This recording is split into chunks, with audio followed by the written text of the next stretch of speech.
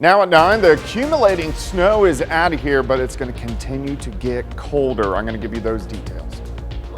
Just on road conditions in the area also.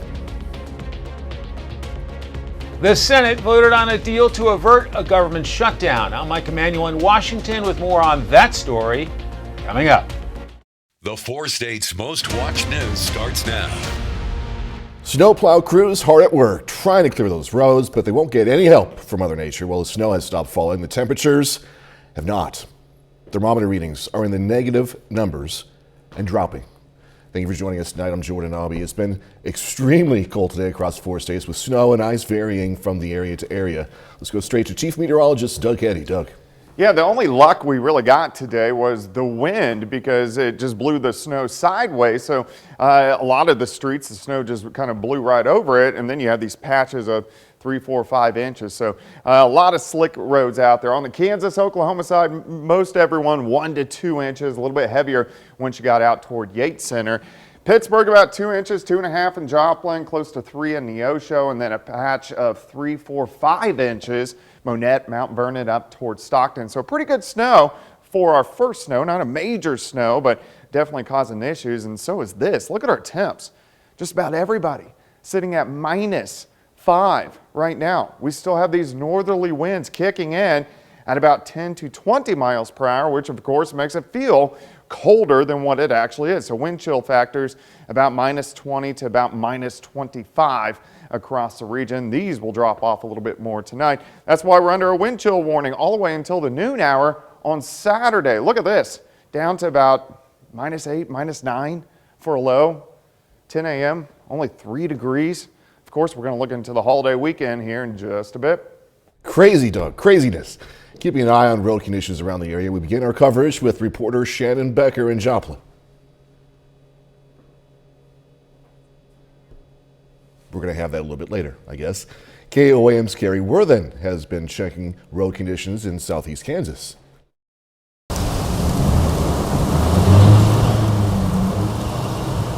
In Pittsburgh, we saw drivers struggling with streets that are snow-packed and slick. On Highway 69, drivers seem to have an easier time. Law officers have worked single vehicle crashes off in ditches, striking objects, and multiple vehicle crashes at intersections. It started out pretty minor. We've had some slide-offs, a few little minor accidents. Lately, we've had some crashes that have come out that are getting a little more serious in nature as the roads have started to get worse. But authorities caution that drivers need to slow down and leave plenty of room to stop, because they can find slick spots anywhere. And the conditions are continually changing. Authorities want to make sure you have a plan of action if you have to get out in this wintry weather.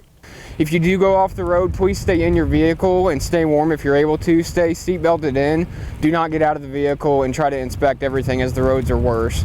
In Pittsburgh, Carrie Worthen, KOAM News. You can find a link to resources for road conditions all around the 4 states at koamnewsnow.com/weather. Now, we do have our report from Shannon Becker in Joplin.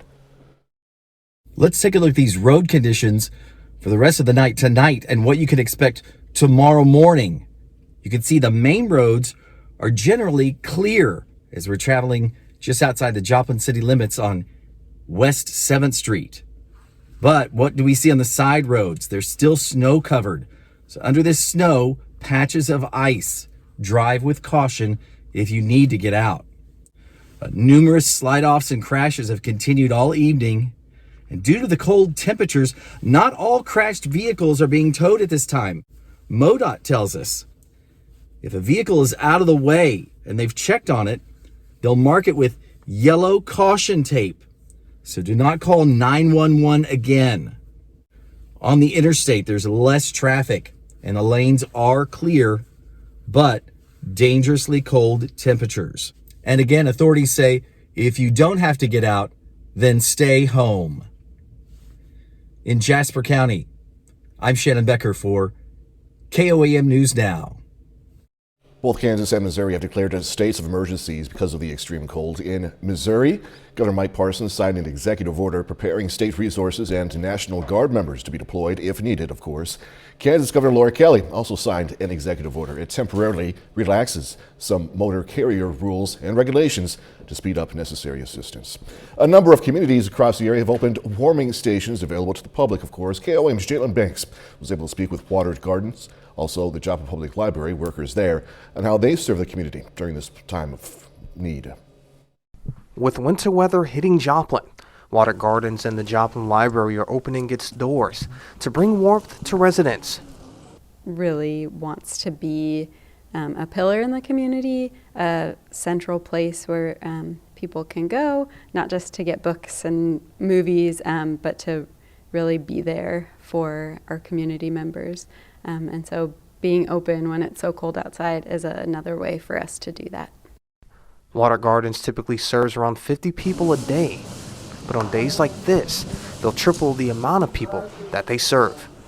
Really, people, I mean, when temperatures reach a certain point, you're not going to get warm, right? No matter how many layers you have on, you're not going to stay warm. And then add on top of that snow, ice. This is the basics as it gets, keeping people safe and warm and even fed at this time. This is kind of a crisis need that we're trying to meet. Watered Gardens normally will only feed its residents, but on a day like this one, they'll feed and have beverages to all. I just really appreciate the opportunity that we able to serve people in this way, and I really appreciate the churches and other organizations in town that are opening up their doors as they can to provide a warm place for people. In Joplin, Jalen Banks, KOAM News. Watered Gardens keeps their main lobby open for warming until the wind chill gets above 20 degrees. You can find the latest coverage of the storm and what comes next on the KOAM Weather app. It's available free of charge in the Apple App Store, also the Google Play Store. If you have an Android phone, all you have to do is search for KOAM Weather app. Well, the Senate has broken a legislative logjam that threatened to hold up passage of a $1.7 trillion federal funding bill for next year. The next stop is the House, where with a winter storm looming there, quick passage is virtually assured. Not guaranteed, though. Fox News Chief Washington correspondent Mike Emanuel has the latest. Agreed to. The Senate finally passed a massive $1.7 trillion government funding bill. A lot of ups and downs, but at the end, a great result that really helped the American people. The holdup was a dispute over the border, and that delay put the government at risk for a shutdown. Title 42 has become the only sustained control we have over illegal immigration.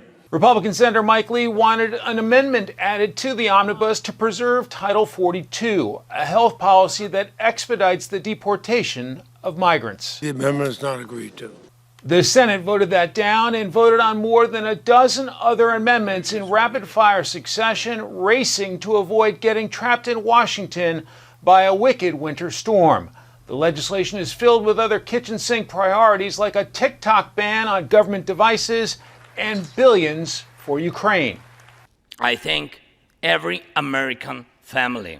The spending bill now moves to the House, but lawmakers are preparing a short-term deal to fund the government through Christmas in case the final package is not signed by Friday at midnight.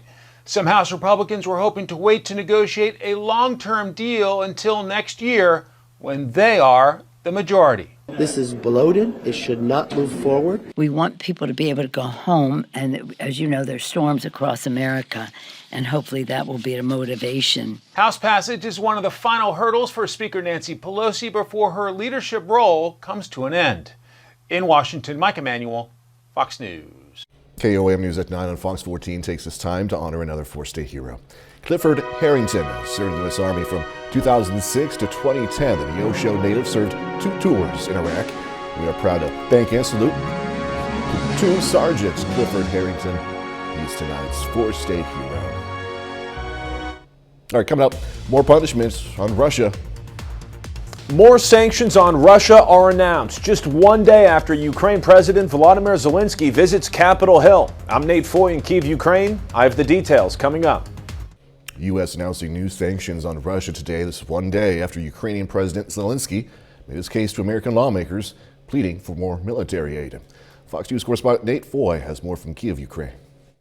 Nice to meet you. On his way home from the United States, Ukraine President Volodymyr Zelensky met with Polish President Andrzej Duda to discuss additional aid to Ukraine. It comes one day after Zelensky secured $1.8 billion in fresh U.S. aid, including the Patriot missile defense system. Russia calls the new package an escalation that could prompt a military response. The Russians have been brandishing threats of escalation since the war began, and particularly since the United States and the Europeans' help has been so decisive. Today, the U.S. is imposing additional sanctions on Russia, aimed at preventing Moscow from replenishing its military. The impact of those sanctions in the east is not clear. Heavy fighting continues in Bakhmut, as both sides claim progress. The situation on the front line has stabilized, with the main efforts of the Russian troops concentrated on completing the liberation. Ukrainian officials insist more weapons are needed for victory. This as President Biden promises U.S. support, as a growing number of Republican lawmakers call for transparency, with some insisting no more aid should be provided. This is a Congress that just told the American rail workers they can't have one more sick day. Not one, but yet we can spend hundreds of billions of dollars on Ukraine. The White House says more sanctions are expected against the Wagner Group, a Russian mercenary organization, in the coming weeks. Reporting in Kyiv, Ukraine, I'm Nate Foy, Fox News. Doug is next with completely the forecast a bit later. Girard, standout quarterback, committing to continue his playing career at a local college.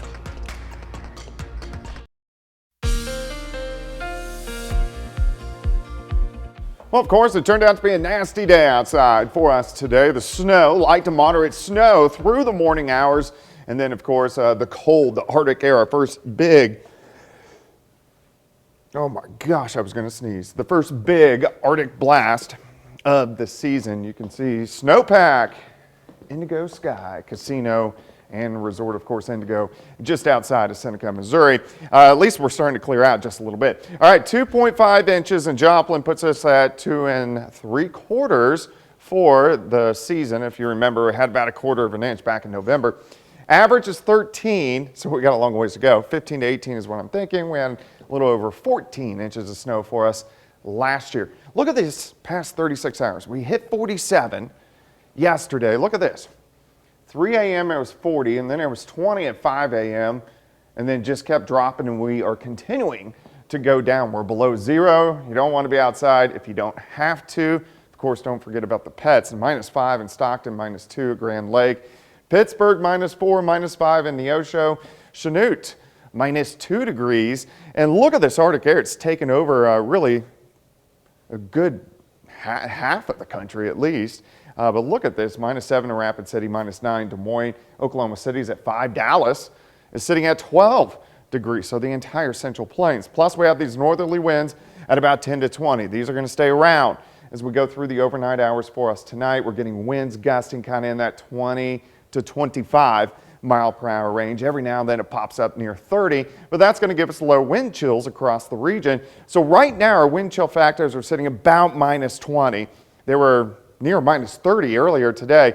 These are going to kind of hang out in that -20 to -30 degree range as we go through the overnight hours. 11 p.m. -6, -8 at 7 a.m. Low -9, back above zero by about 8 or 9 o'clock in the morning. All right, look at the snow. Early this morning really came together 7 or 8 o'clock.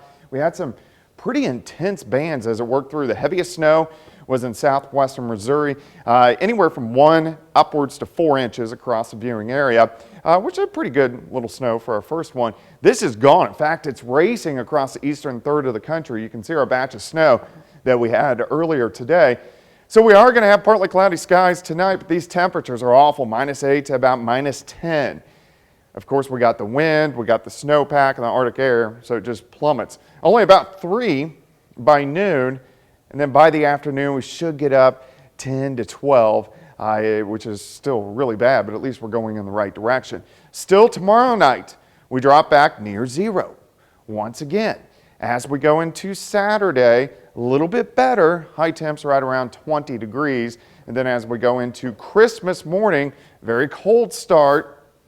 we're going to be all the way back right around 5-6 degrees for an overnight low on Saturday night. So we still have winter weather impacts. Of course, the roads, snow and ice. We'll say moderate impacts out there for us tonight into tomorrow, but still very high impacts with the Arctic air. And then, of course, the winds, and that's why we're under a wind chill warning until the noon hour on Saturday. These northwesterly winds are going to be gusting in at times upwards of 30 miles per hour. So our wind chill factors by morning, minus 25 to minus 30. They only get up to about minus 10 tomorrow afternoon and then go right back down for us tomorrow night. All right, minus 9 to start, 7 by noon, up to about 11 by 5 p.m. 0 tomorrow night, 21 on Christmas Eve, 26 on Christmas Day, and then 62 next Thursday. So just kind of all over the place. It is something, though, as you pointed out. Everyone's cold to some degree. Yeah, you don't want to step outside at all. No. You don't even want to take the dog out. Yeah. All right, we'll see you in a little bit. Thanks, Doug. All right, coming up, the Christmas Grinch. 'Tis the season for family and fun, but a massive snowstorm may mess up those plans for millions of Americans this Christmas. I'm Charles Watson in Atlanta with the details coming up. On a cold night, we got this story for you. Heating bills are burning a bigger hole in American wallets. The National Energy Assistance Directors Association says the average cost of keeping a house warm this winter is about $1,200. Now, that's a 17% increase from last year. Analysts say, of course, surging prices for natural gas and electricity are the main factors. Storm Grinch is putting a damper on travelers trying to get home for Christmas. The system is set to bring heavy snow, freezing temps to many states Friday. Fox News correspondent Charles Watson has more on this story. Please take this storm extremely seriously. And I don't know whether your bosses will let you, but if you all have travel plans, leave now. Not a joke. President Biden asking people to heed all warnings as a storm makes its way across the Midwest and Great Lakes. The system will bring blizzard-like conditions and life-threatening cold temperatures to several states, while bringing freezing rain and extreme wind to others. Do your best to stay dry, watch for icy conditions and signs of hypothermia. We encourage residents to avoid driving if you can. Fewer cars on our streets means fewer chances for dangerous incidents to happen. The storm coming at a time when many are trying to make it home for the Christmas weekend. They cancel the flight they changed my gate, then they cancel my flight, so I got to go back down here, rebook, or either refund. So it's kind of a hassle. So far, thousands of flights have been delayed or canceled altogether. Despite that, AAA says more than 113 million Americans will be traveling by air or ground. With all the foot traffic between now and Saturday, TSA officials say they are ready to help in more ways than one. On our website and on other features, we have a new text message process available. Any mobile device, you can reach Ask TSA by texting 275-872, and a virtual assistant is there to answer your questions. For passengers who have to change their flights due to the storm, check in with your airline because some are offering to waive the change fees. In Atlanta, Charles Watson, Fox News. Up next, we're going to learn all about the weird and wacky candy cane flavors you can buy this holiday season. How about a giant Fruit Loop for a holiday gift, huh? Look at that thing. This 930-calorie cereal piece weighs almost a half pound, big enough to fill an entire cereal bowl, as we saw earlier. It's the latest playful art piece from Brooklyn-based artist Collective Mischief. It said it tastes exactly like the real thing, Kellogg's cereal. At 930 calories, the website declares it part of an extremely unbalanced breakfast.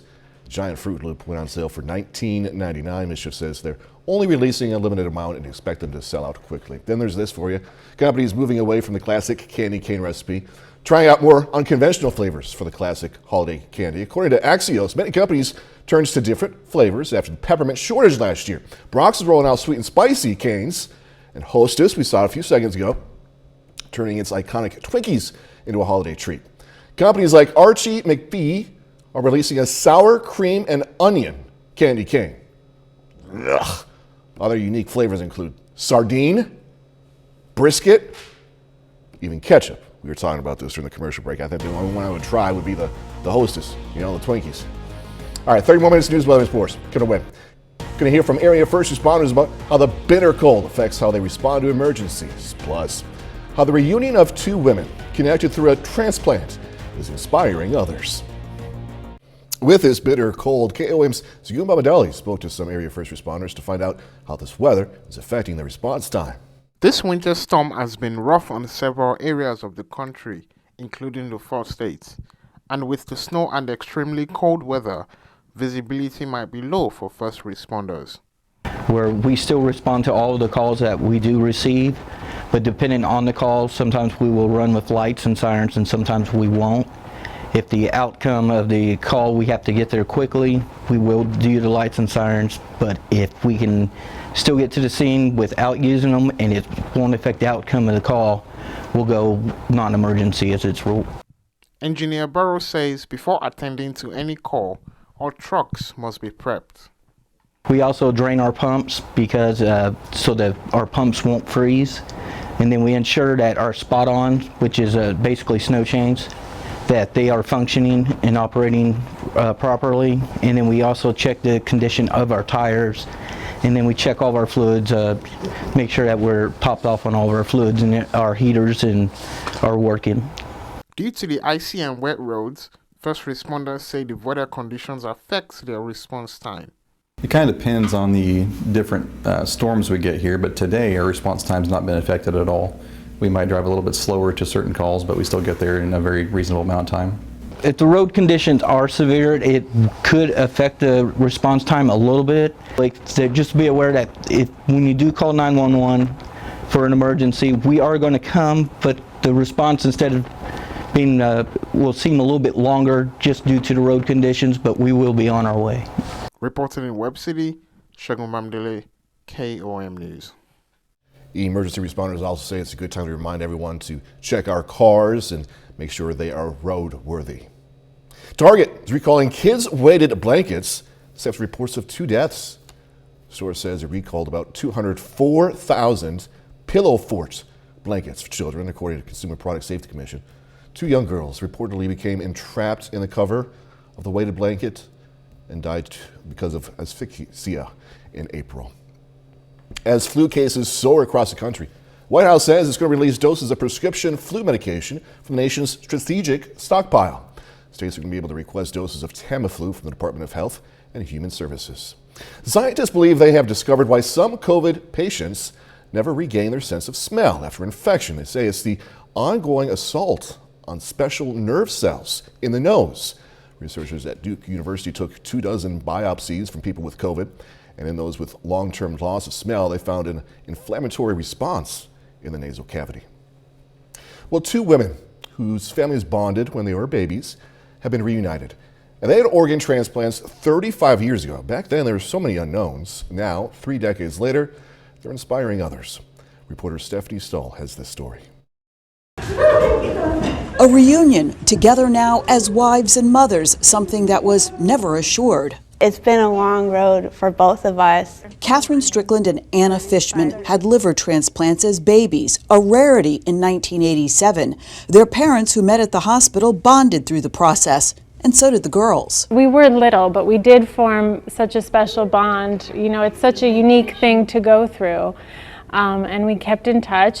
As children, they shared beach vacations, but ended up living in different states as adults, communicating mainly through texts. It's so wonderful to have a friend who's been through the same experience. They both have children now who met here for the first time.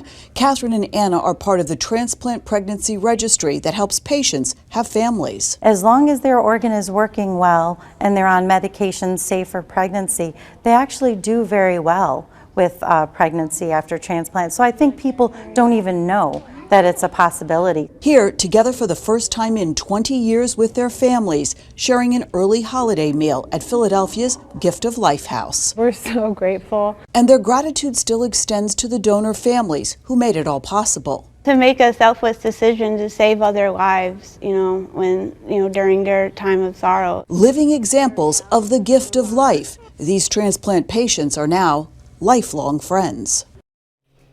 The Transplant Pregnancy Registry has an ongoing study that is following almost 5,000 transplant patients through parenthood since 1991. A bit later, using the right tools for the job. If you're planning on cooking for the holidays, you'll want to hear this. I'm Michael George with the kitchen supplies that'll give you an edge preparing the family feast.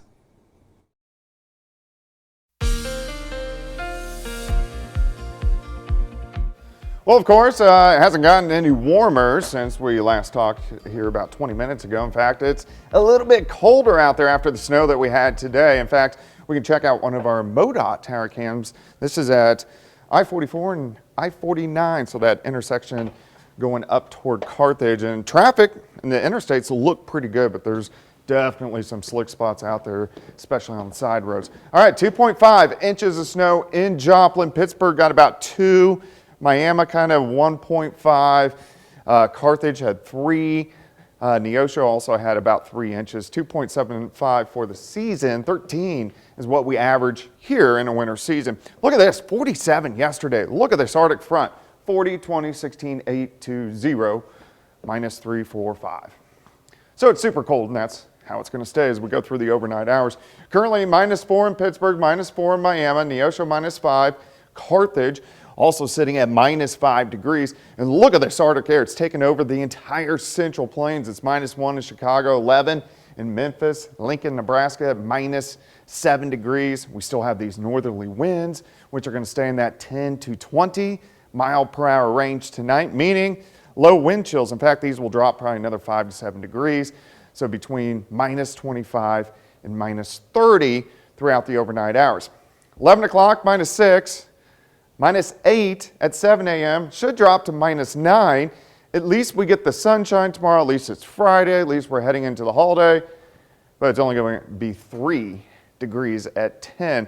Everybody wanted a white Christmas. Everybody wanted the cold. I don't think anybody wanted it this cold. Look at this band of snow kicking in. See the darker blue? So we had some of those snow squalls, which in a sense, a snow squall, because we did have some snow squall warnings earlier today, is just a really heavy band of snow. And with the wind, it gives you near whiteout conditions, kind of like a very tiny blizzard.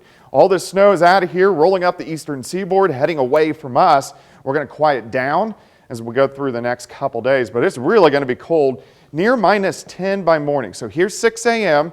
Let's go to about the noon hour, about 5, 6, 7 degrees. By the afternoon, we get up to about 12. But again, at least we have the sunshine. So we are going to do some melting. I know it's 20 degrees below the freezing mark, but the sun will still melt off a little bit of snow. Near zero again by Saturday morning, Saturday afternoon. If you're have some Christmas Eve plans, temperatures at least bearable, as we should make it up to about 20 degrees by the time we head into Saturday afternoon. All right, winter weather impacts. We are still going to have at least a moderate impact on the roads from snow and ice. We still have high impacts outside due to the Arctic air and of course the wind, which is going to stick around another 30 to 36 hours, giving us those low wind chills. Wind gusts tonight about 30 miles per hour. They die down to about 25 tomorrow, and then finally by noon Saturday, our wind chill warning will disappear as the winds start to calm down just a little bit. But look at our wind chills, minus 25 to minus 30 tonight, still minus 10 to 15 during the afternoon tomorrow, and then still minus 15-ish for us tomorrow night. So it's going to be bitterly cold for about the next 36 hours. Minus 9 in the morning, 11 by 5, high temp of 12 degrees, 21 Christmas Eve, 26 Christmas Day. We need to watch a little system. Sunday night into Monday could give us a real quick band of snow. 44 Tuesday, 53 on Wednesday, back to 62 with thunderstorm chances on Thursday. So yeah, if we don't get that snow, Boxing Day looks pretty good. Wait, Boxing Day? Boxing Day. I have to remind you every year what Boxing Day is. Is that a Canadian thing? Yes, it is. Okay, that's why I don't know. I'm teasing you. We appreciate it, Doug. Yep. Thank you. Plastic is on the menu this holiday season. Fox News correspondent Marianne Rafferty taking a look at a new study on just how much microplastic winds up on our food. Plastic could be one of the main ingredients in your upcoming holiday meal. That's according to researchers in England studying microplastics, tiny pieces of plastic debris measuring in at less than 5 millimeters. In the experiment, scientists prepared 2 similar Christmas dinners featuring a roast chicken and various sides. We looked at a plastic wrap dinner and a non-plastic wrap dinner, and we cooked them to see how many microplastics were in them. And the results may shock you. We found 7 times more microplastics in the wrapped dinner than the non-wrapped dinner. About 55,000 particles in the non-wrapped dinner and about 230,000 in the wrapped dinner. But it's not just on Christmas. Researchers say if you eat one pre-made meal wrapped in plastic every night for a year, you'd be ingesting about 10 grams of plastic. That's the equivalent of 2 of these a year. And based on how prevalent plastic is in our daily lives, scientists say you may never be able to avoid eating it. That's because there's so many microplastics in the air and in the soil. But also if you look at the agriculture, the plasticulture, which is the amount of plastic that goes into our farmlands, there are huge concentrations of microplastics in our soils. In fact, more than there is in the ocean. Microplastics have already been found inside samples of human blood and various organs. Scientists say there's not enough research to identify if it's causing any health problems. Marianne Rafferty, Fox News. All right, coming up in sports, Baxter Springs High School has a new head football coach, plus a local high school quarterback commits to play for the Pitt State Gorillas. Jay Blair has added more next.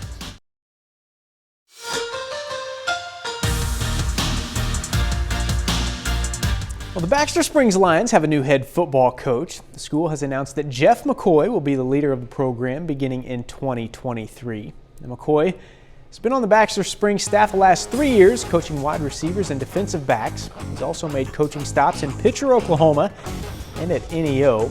Before that, he played at NEO before finishing his college career at Pittsburgh State, helping the Gorillas claim the conference title in 2001. Now here's McCoy on what he plans to bring to the Baxter Springs program as its new head coach. We're going to play fast. We're going to be aggressive, and we're going to bring some excitement to what we're going to do. But the main, like I said, the main thing that I'm about is giving maximum effort, having a great attitude, having great character, and being tough. We want to be tough. We want to be a tough football team. Girard High School football standout Luke Nigaman is staying close to home. Nigaman announced his commitment to Pittsburgh State earlier this afternoon.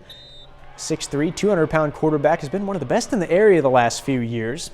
Nigaman has led Girard to a 20-2 overall record the last 2 seasons, with 2 district titles and 2 regional championships. The Kansas City Chiefs have just 3 games left in the regular season. On Saturday, Chiefs will play at home hosting the Seahawks. Now both teams got a lot to play for the last few weeks. Chiefs are 11-3, fighting for the #1 seed in the AFC playoffs. The Seahawks are 7-7, trying to earn a playoff spot of their own. Now, the last 2 weeks, Kansas City's had some trouble putting away some teams with not very good records in the Denver Broncos and Houston Texans, but head coach Andy Reid says that's just part of playing in the NFL.